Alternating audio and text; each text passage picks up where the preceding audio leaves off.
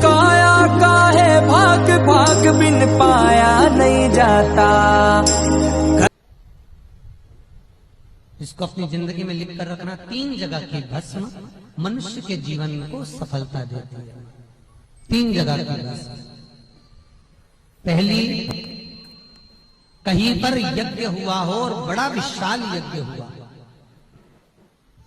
बहुत विशाल, उस यज्ञ के विराम पर जो नारियल का गोला बांधकर पूर्ण आहुति में समर्पित करा जाता है, उस गोले के जल जाने के बाद जो राख तैयार होती है, उसका कालापन जो तैयार होता है, उसको उठाकर ले आए और कपड़े में उसको छान कर राख तैयार कर 3-4 बार छानने के बाद उस भस्म को जो शिवरात्रि के दिन रात के समय 12 बजे से 1 बजे के बीच में शिव जी को समर्पित कर देता है और उस भस्म को उठाकर उसमें घी मिलाकर मस्तक पर तिलक लगाकर चले जाता है, वो जिंदगी में कभी हार नहीं सकता, विजय ही पाता रहता, उसकी कभी हार नहीं हो सकता।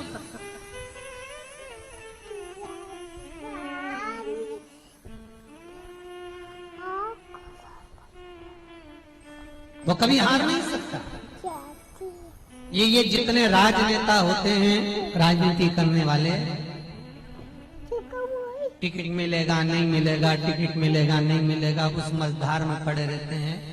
शिव महापुराण की कथा कहती है वो भस्म विजयता को प्रदान करती है। आपको किसी से नहीं करना, किसी के हाथ नहीं जोड़ना, केवल वो भस्म का तिलक लगाकर जिससे आपका काम निकालना है उसके सामने पहुंच जाए, आपको सुख का अनुभव हो जाए, कार्य सिद्ध।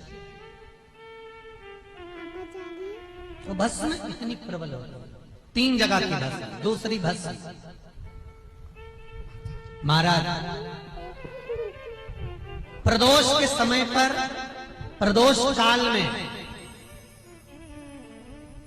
जिस दिन प्रदोष हो उस दिन प्रदोष काल के समय कोई गाय अपने बछड़े को दूध पिलाते समय जब पोटा कर दे, गाय गोबर कर दे, उस गोबर को हाथ नहीं लगाना है, उसी स्थान पर सूखने देना है।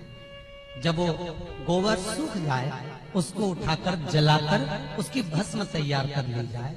किसी भी प्रदोष पर, किसी भी प्रदोष पर उस भस्म की राख तैयार कर शंकर भगवान को शाम को प्रदोष के काल में, प्रदोष के समय पर शंकर भगवान को एक वस्त्र में लेकर किसी मंदिर में भस्म चढ़ाकर उसी भस्म को उठाकर लेकर आ जाएं और जो दुकान, जो व्यापार, जो फैक्ट्री, जो काम आपका खड्डे में जा रहा है, नहीं चल रहा, बिल्कुल ठप्प होकर पड़ा हुआ है, उस भस्म को केवल दुकान में जाने से पहले दोनों साइड दाता और विधाता का नाम लेकर चढ़ा दी जाए और अंदर प्रवेश कर दिया जाए। अगर कितनी भी खड्डे में फैक्ट्री जा रही होगी, वो अव्वल में चलना प्रारंभ हो जाएगी।